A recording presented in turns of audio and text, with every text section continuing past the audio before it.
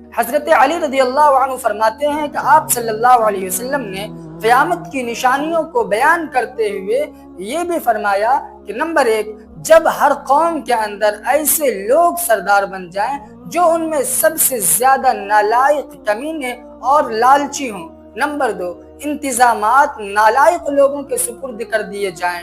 Number 3، خدا کے نافرمانوں کی ان کے خوف کی وجہ سے عزت کی جائے۔ نمبر 4، شراب پینا عام ہو جائے۔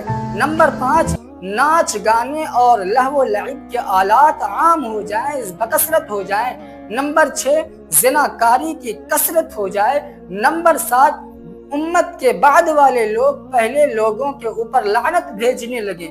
پھر آپ صلی اللہ علیہ وسلم نے فرمایا، اے علی، جب یہ سارے کام شروع ہو جائیں تو پھر تم سرخ آندھی کا اور اللہ تبارک و تعالیٰ کے عذاب کی دوسری نشانیوں کا انتظار کرو۔ عذاب الہی جیسے زمین کا دھسنا، آسمان سے پتھروں کی بارش، چہروں کی تبدیلی وغیرہ۔ اس کے علاوہ اور دوسری نشانیاں اس طرح ظاہر ہونے لگیں گی جیسے تسبیح کی ڈوری ٹوٹ جاتی ہے تو دانے ایک کے بعد دیگرے گرتے چلے جاتے ہیں، تو اس طرح سے تمہارے اوپر عذاب پے در پے آتا چلا جائے گا۔